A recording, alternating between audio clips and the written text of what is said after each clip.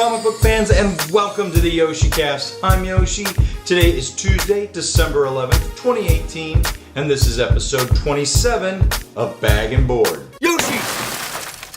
Welcome back, everyone, and thanks for joining me for this episode of Bag and Board. I really appreciate it. I'm really excited to talk about the books I picked up this last week, and we're going to kick things off with the book I read and my favorite cover, because you guys know I'm collecting all the covers from this series.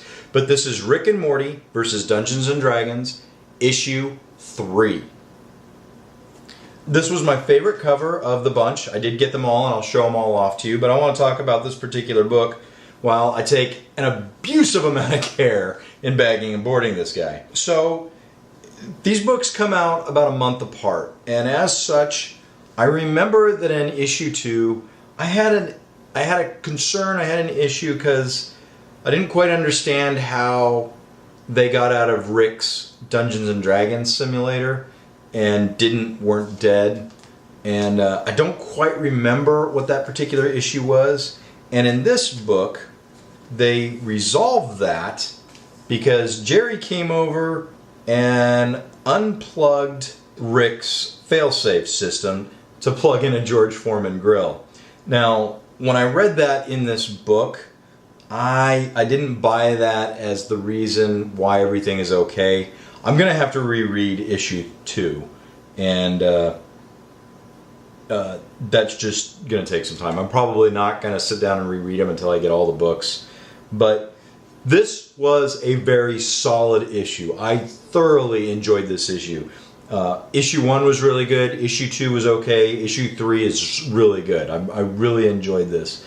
A lot of inside jokes if you follow the Dungeons and Dragons fandom, and a lot of inside jokes if you follow the Rick and Morty fandom. It was just super enjoyable. In this issue, Jerry reveals that he used to play a lot of Dungeons and Dragons back in the day and still reads the books. There's a joke about 4th edition in here that was really good.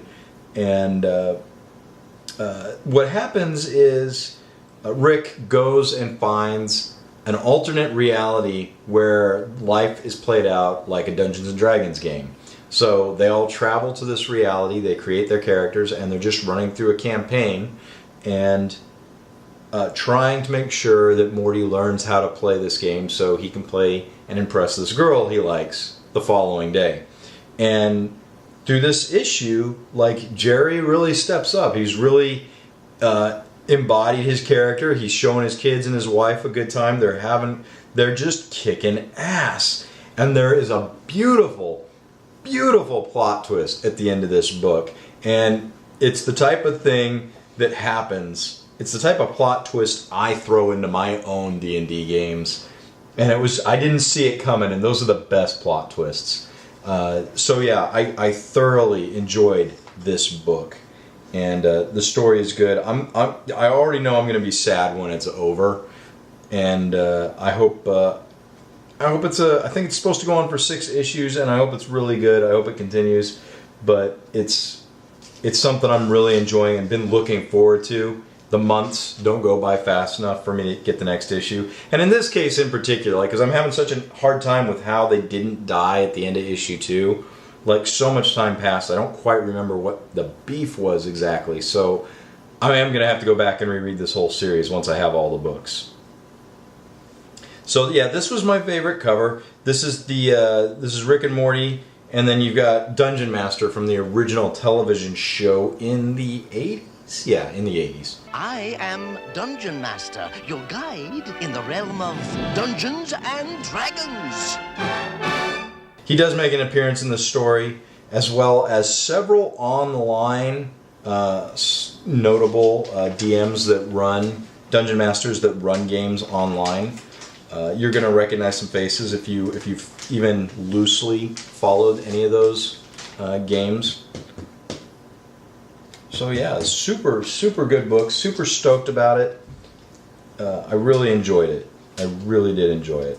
And if you guys are reading it, let me know what you think, because oftentimes I feel like I'm the only one reading certain books, and then other times I'll talk about a book like Bone Parish or Dead Rabbit, and I get a slew of people who are reading them with me and super stoked. but I haven't heard that anybody's reading this with me. So if you are, I'd like to know about it. So yeah, this is Rick and Morty versus Dungeons and Dragons, cover A. My favorite cover of the 4 covers I picked up. Just looking great in the Mylar. The other covers are cover B, which is a character sheet. And I believe it's Jerry's character sheet is on the back cover of this one. I went ahead and pre-bagged and board the rest of these books. I'm trying something new with this show, so we'll see. But yeah, so this is the character sheet cover, or cover B. This is the retailer incentive cover A, with Morty holding a baby owlbear and a mama owlbear clearly not happy with the situation. And this is retailer incentive cover B, just a scene from the actual comic, one of the battles that actually took place. And the beginning of the plot twist, if you will, that no one sees coming. So yeah, that's retailer incentive cover B. There is, I think they're calling it a retailer exclusive cover. My comic book store didn't get that. I don't know what the deal was with that or how many covers you had to get it. That's one cover that's missing. I'm not losing sleep over it. One of the things I did at the comic book store is I checked out the new shelf, and nothing really grabbed my eye. But what I did get is I did go through recent. I did go through the recent releases. So I found, I don't know how I didn't see this when I picked it up, but this is issue 3 of Cosmic Ghost Rider, the Virgin variant. How kick-ass is that cover? I mean, this thing is just absolutely gorgeous. This is classic Ghost Rider, and it is flawlessly beautiful. I really like this cover.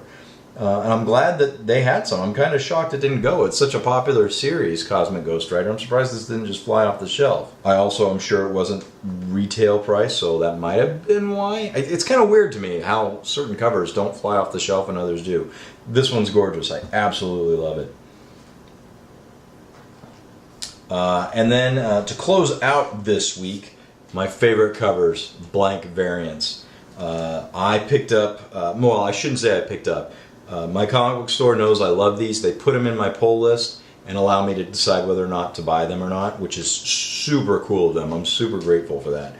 We've got Shazam, issue number 1, the blank variant. The interesting story about this book. We were talking about this in the cover, in the comic book store with the owner. Like, this is a $5 book, $4.99, and it's just a little bit thicker than a $3.99 book. And I made the comment of, I don't think this is a $5 book. This doesn't feel like it's a $5 book. It just seems, I don't even think the $3.99 books or the $4 books are $4 books.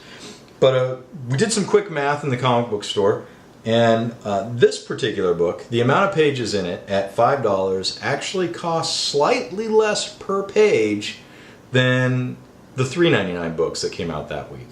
So, crazy. It's worth noting, I guess. I still think it costs too much, but made me feel a little bit better that I'm getting a little bit more for my dollar, I guess.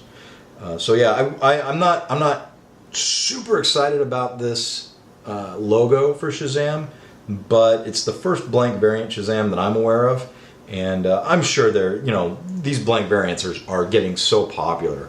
I have no doubt they are going to issue a version of this at some point down the line with the classic Shazam logo. Something else I've noticed, this is from last week. I can't remember what the DC book I got, but this book, and now Martian Manhunter being the other blank variant I picked up. DC didn't put the tissue paper to protect these books. None of these books. I should retract that. The comic book store put 2 copies of Martian Manhunter, the blank variant, in my pull list. One of them was scuffed. Not horrible, but enough that I'm not going to buy it. This one was fine, so I picked it up. But the 2 Shazams I picked up turned out great. But yeah, they didn't put tissue paper on them to protect the books. Marvel still seems to be doing it. DC has stopped. I don't get it. I don't know why. It's such a good thing. It's worth noting anyways.